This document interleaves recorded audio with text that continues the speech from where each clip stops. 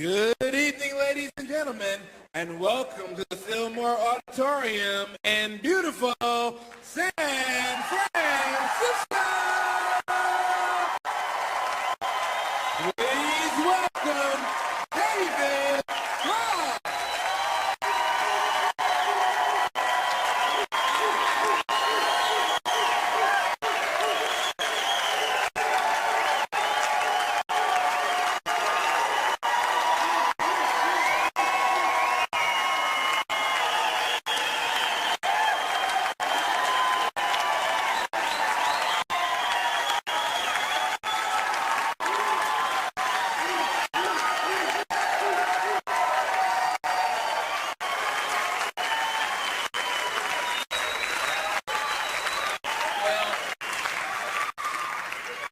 Okay.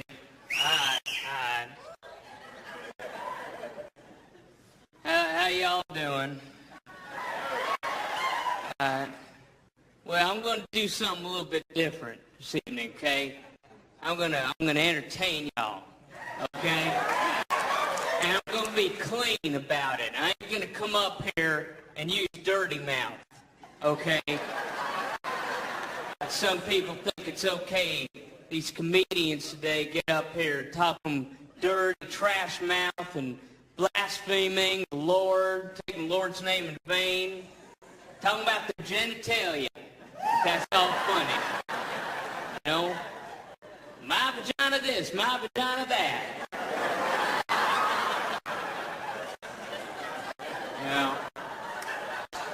Yeah, I don't know where it comes from. I'll tell you what it is.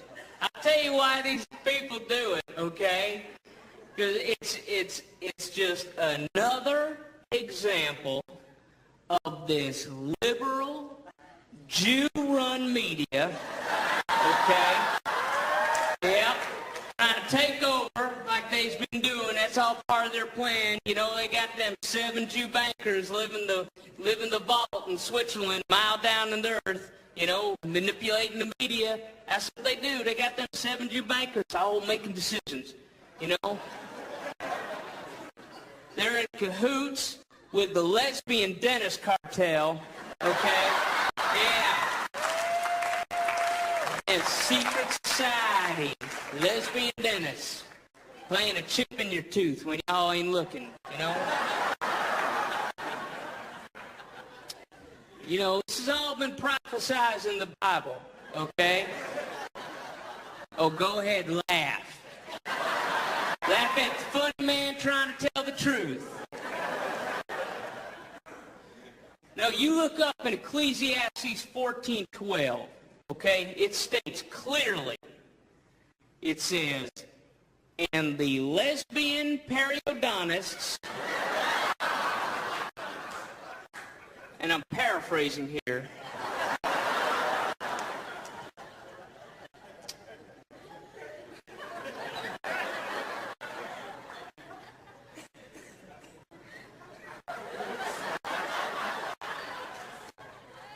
how am I doing on time?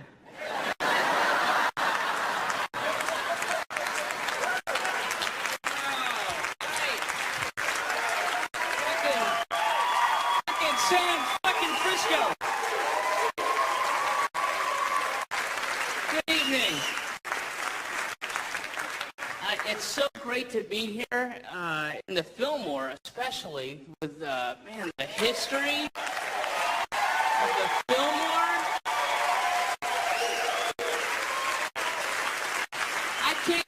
I can't tell you, man. I'm so thrilled. I can't believe I'm standing on the same stage that fucking Boz Scaggs was on, man. Wow. Feel it. Everybody, look. Feel it.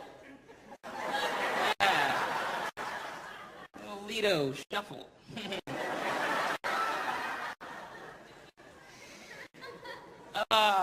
It's my generation's Abbey Road. You gotta understand how it is. It's special for me. So let me ask you this. When did it become wrong to want to cuddle? You know, when did cuddling go out of style? I'm serious. The other night, I was made to feel like a real jerk. I mean, The other night, I was making love to a prostitute. Okay? And I get done, okay?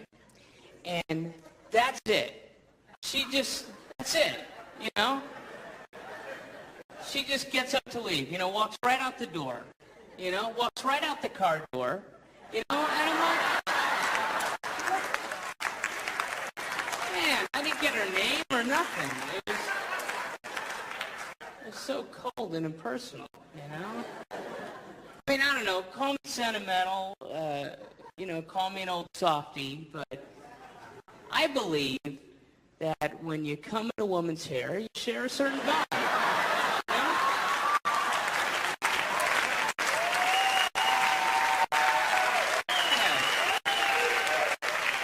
I'm the only romantic. All right, fine.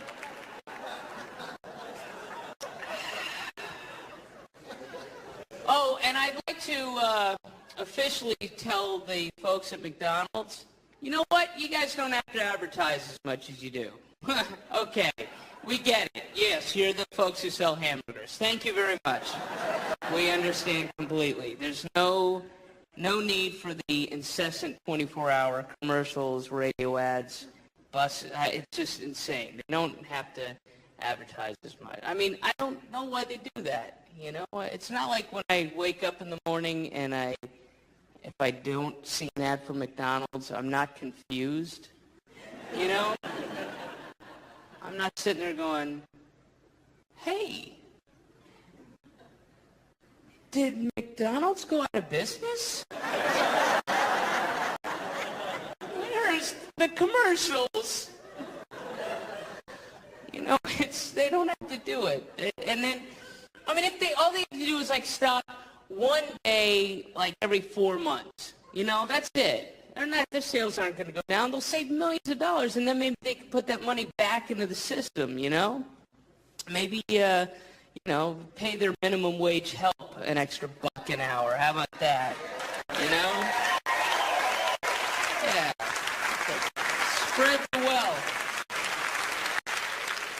That way, the next time I go into McDonald's, I don't have to deal with some understandably pissed off 19-year-old kid who's making after taxes $2.10 an hour to stand over a fucking 900-degree fryer-later all day, sitting there going, can somebody explain to me again why I shouldn't be selling drugs?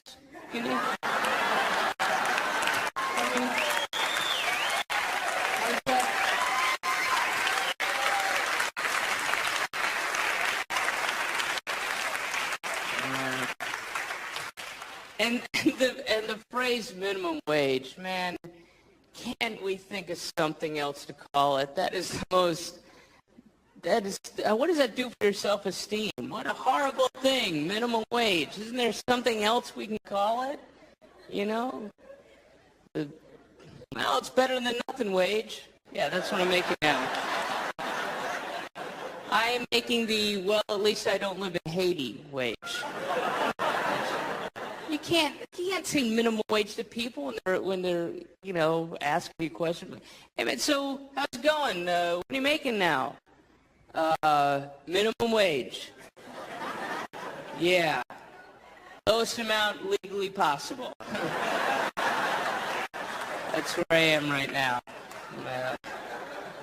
Yeah. Oh, they'd like to pay me less. Yeah.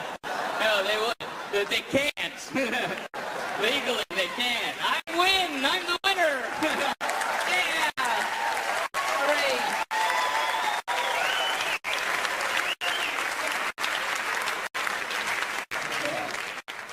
Oh, not to pat myself on the back or anything, but this week it has been 1 full year since I've been completely sober. I have. Thank you. Thank you so much. Thank you. And I have some friends who don't drink that much and think I have a drinking problem, and they're like the same people You know, it's just, look, I have a particularly high tolerance level. Let's not muddy the issue. All right. And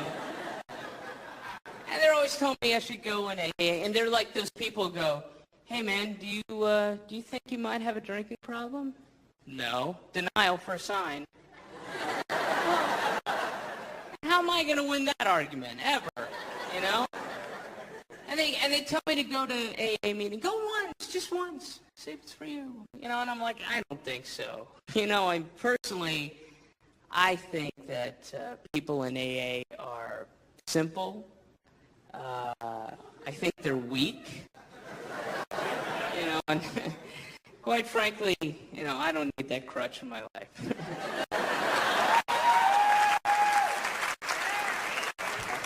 All right, let's, sweet hops. Yeah.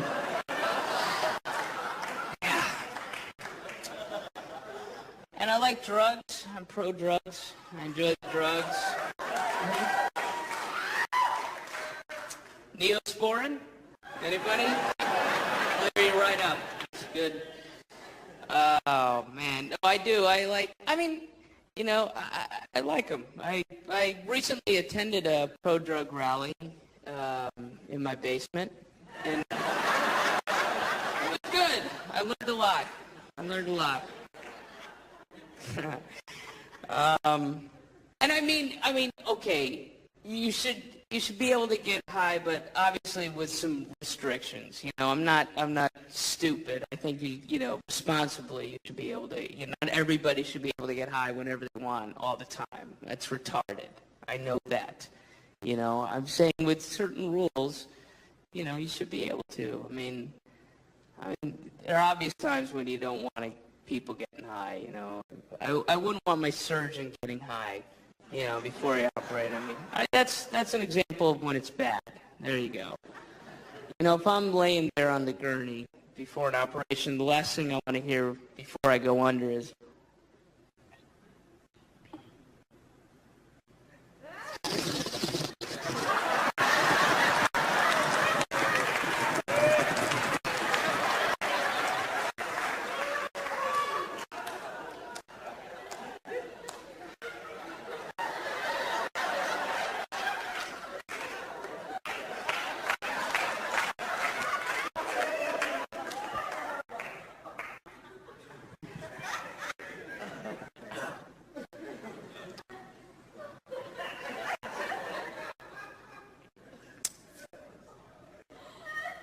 nurse!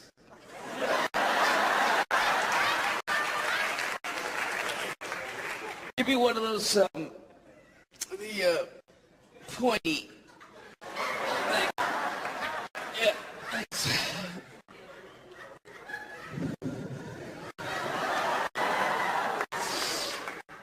Okay. Hey, how are you? Okay, now, refresh my memory.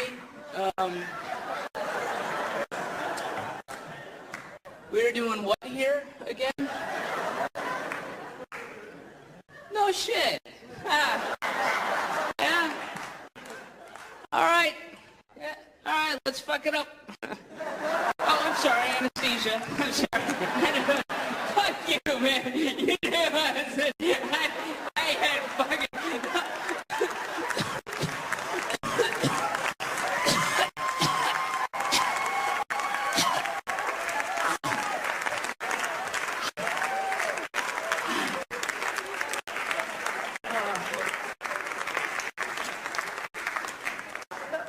Wow, this is good weed. You know, yeah, that would be bad. But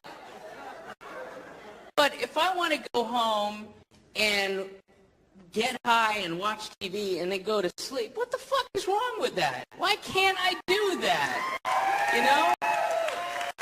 What is the worst that's going to happen? I'm going to have some sort of accident dialing out for Pizza Hut? I mean, what? No.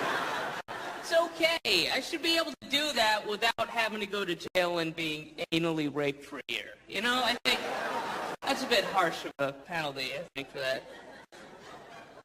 You know, because when you're being slammed by some huge 400-pound guy, that's when you're going to need to get high.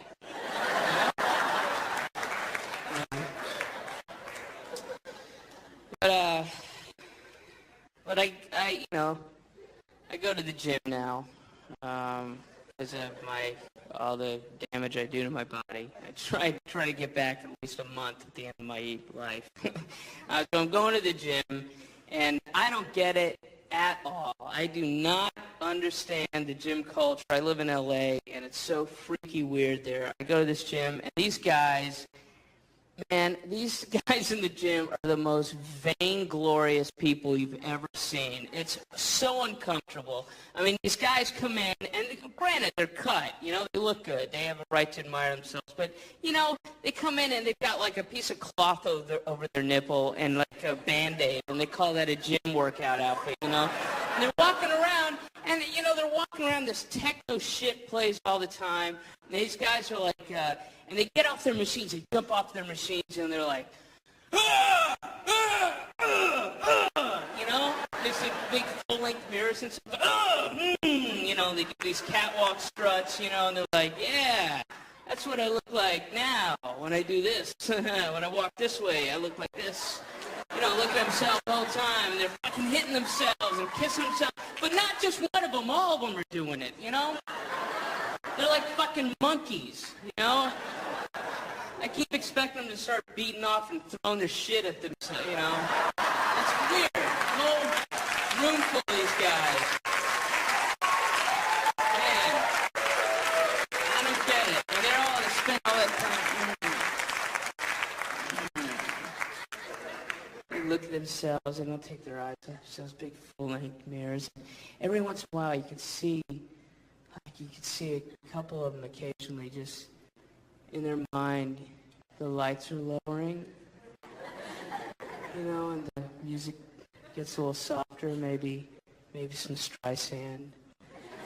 And they're looking at themselves, and you see they just want to reach in to the reflection and take their hand and magically pull out their image. So the two of them are there. The two thems are there, and they dance around. They love themselves. They make out. And then they fuck each other in the Flexinator 400. You know? It's a beautiful, I'm coming in me. Weird. And I also don't like the guys who go in there to, like, work out some personal demons they have. You know, they're just in there to work shit out, you know. And I get on my machine, and that's it. I stand there, and that's enough for me. All right, good. Okay, I'm there. I don't bother anybody. And these guys come over like, hey, you mind if I work in with you? Yeah? All right. No, it's fine. Okay, thanks.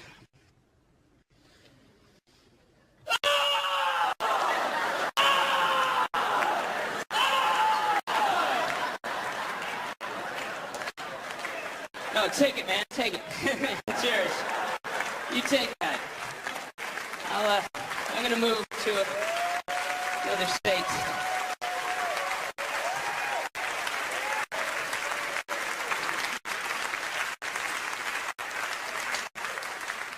You know what else is weird? I was watching this thing on TV, and it's this religious show, and I realized that, you know, we had no idea what Jesus Christ sounded like.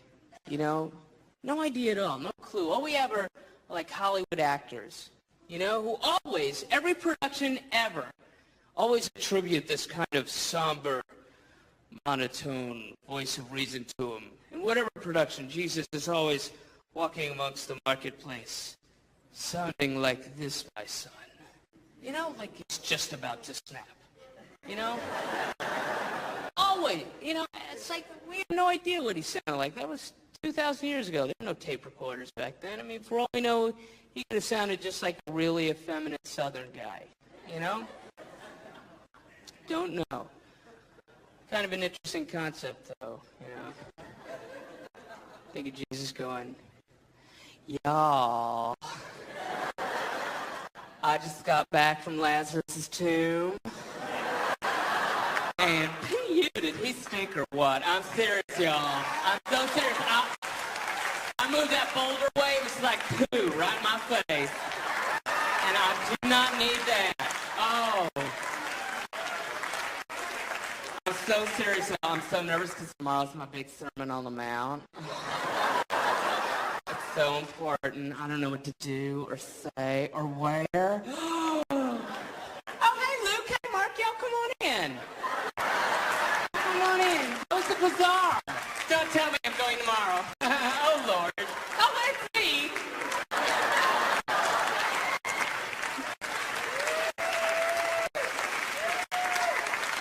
All right. I want to read from my Bible very briefly. I brought it with me. These are inspirational words that I think you're going to like. And I just like to spread the message. It's called In Search of Good Pussy, Living with... You know, okay, let's not judge, all right? I don't run into your church going, oh, what are you doing, praying to God? All right? In Search of Good Pussy, Living Without Love, the real truth about men and their relationships, reflections of a reformed ladies' man, just telling it like it is, Don Spears. There's the man, all right, with what I assume is good pussy, and just read a little bit about it, just let you know what it is.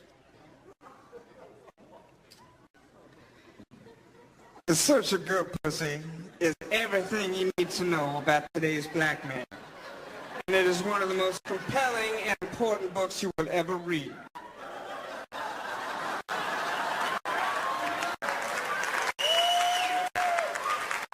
Check it out, y'all.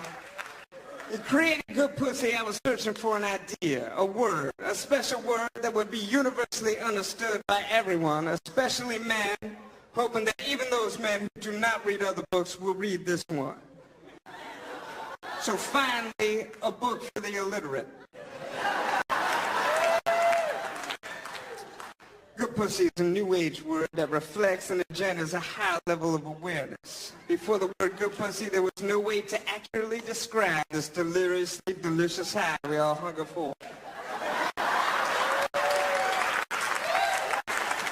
Now, some of y'all may be a little bit unclear, so for those of you, I will cite a few more examples of good pussy. Yeah, it is your doctor saying to you, no, you do not have cancer. Or that exhilarating feeling you get when the basketball goes through the hoop during the last 2 seconds of the game and your team wins. And even more universally, because haven't we all made the final winning shot at the university basketball team? All right. It is a letter that comes in the mail announcing you the winner in your state's lottery with your name on a check for $10 million. Now that is good pussy. Excellent, brilliant, and even wonderful. Good descriptions. But they are somehow still not quite enough to explain how you feel. That marvelous, ecstatic, supreme state of being is good pussy. If I were your friend and I loved you, the most and best that I could wish for you would be that you have a beautiful good pussy life and that you have a wonderful good pussy day.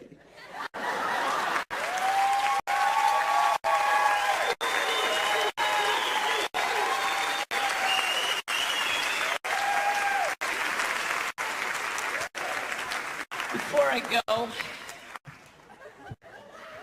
two things, quick like. I'd like to tell you guys a true story. It's a true story, really happened, and I like to call it the funniest thing I've ever seen in my life. Right, well, welcome to my world. All right, this is all true. I was in Tampa Bay, Florida. And if anybody here is from Tampa Bay, then you know that it's one of the shittiest places on this earth. Horrible place, Like nothing to it, man. It's just fucking hot all year round. It's like 100 degrees, humid, 100% humidity, and there's nothing to do. And I'm there, I'm working there, and I'm there with a friend. And since there's nothing to do, we go one day to Busch Gardens, this like, Busch Garden Safari roller coaster hut thing, which is right directly next to Busch Brewery, okay? So yeah, fucking hot. And a brewery and a zoo? Yeah. More.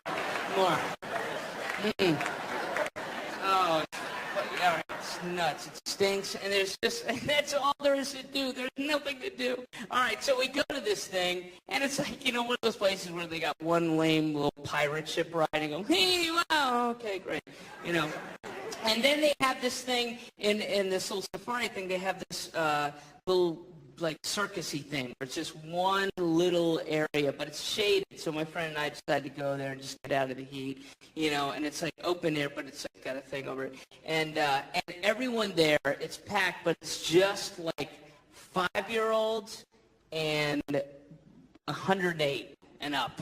There's no in between. It's like 5 and 108 and up, nothing in between. It's where everybody dumped off, all the people who can't ride rides who are holding the back, You guys go in here and, watch the parrot. He'll be on a bicycle. All right, and then it's that's all it is. And so it's this little lame circusy zoo thing. And this guy the guy who's running it is like this effeminate, overweight guy. He's like 55. He's got a bad toupee, and he's got those little like Raleigh fingers mustache thing, the curly Q deal. And he's wearing this one-piece pink unitard thing with rhinestones on it. It's fucking humiliating. And a bad top, and he's out there going, hey, everybody, welcome to the greatest show in the world. It's wonderful. We're going to have some beautiful animals. Let's bring out the first animal. Let's bring out Pixie, the elephant. It's a wonderful elephant. Come on out, Pixie. And he's like whipping the thing, and he's hitting it.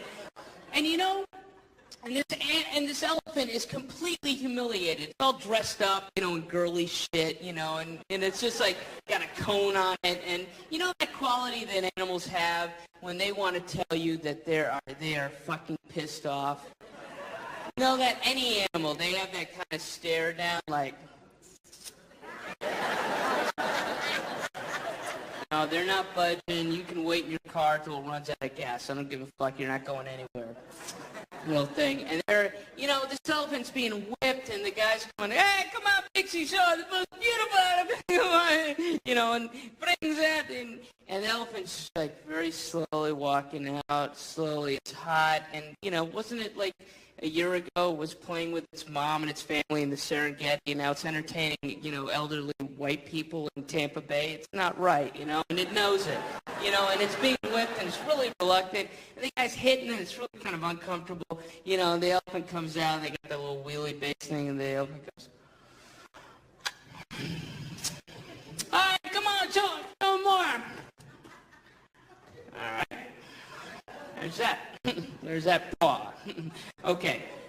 And then, it's just going on. It's really, really just awkward and bad. And the thing is, this elephant had the biggest, most gaping, moist, bulbous, pulsating pink vagina you've ever seen. It was remarkable. It was huge. It was unto itself. I mean, it was... it had its own like gravitational pull. It was just massive, and I don't even know that it was sort of attached to it, but it was just there, and it's big, and it was twice the size of the elephant. It was just, it was so big and weird. It was hot and humid, and it's like it was. I could have gone like, and not hit anything. It was that big, and I could, put a studio apartment in there and hang out easily, and it was weird, and the elephant, and he's whipping the elephant, come on, Johnny, get up there, and the elephant's up, and that the quality, that the sensation you have when you're really high. Did I tell you that we were high? Yeah, my friend and I were really high, and that's important. All right. You know that sensation you have when you're really high and you sort of, when you look back on it, you sort of feel like you sensed it right before it happened, this event? It was so beautiful. The elephant did the only thing it could, the only revenge it could ever take, you know, and this humiliating, terrible life that's been laid for it, you know. This elephant just in this most beautiful, wonderful act, it was so wonderful. It just let loose with the biggest gush of urine. I mean, torrent, not a little stream, just like this much, you know, this much, hitting everybody. And now it's starting to get its energy. Okay, yeah, I'll move around, sure, everybody gets some. You take a little bit, how you liking it over there, all right? Hey, how's this for the show? How about that? How about you, America? Enjoy Tampa Bay, yeah, there you go. Hot enough for you, and it's just letting you, I mean, it's fucking really high-pressure stuff, and like Sheriff O'Connor would have been happy, you know? It's just like, whoa, and then everybody's freaking out. It's terrible, the kids are screaming, the elderly people are screaming, they're all trying to get out, but they're elderly, they can't move that fast, you know? And they're all going, ah! And it's all hitting them, and they have to keep their mouths closed, and there's hot elephant urine on them, and it's awful, and they're like, oh, no! Oh, man. That was the funniest thing I've ever seen.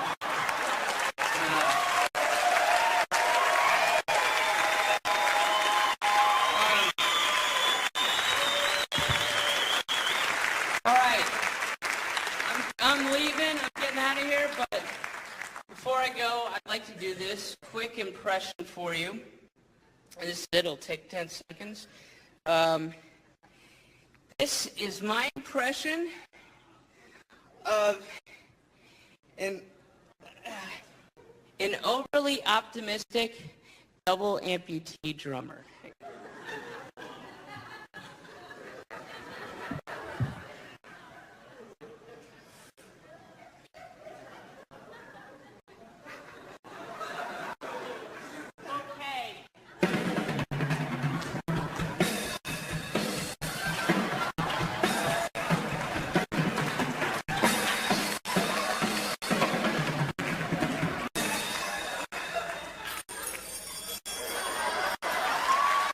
Thank you.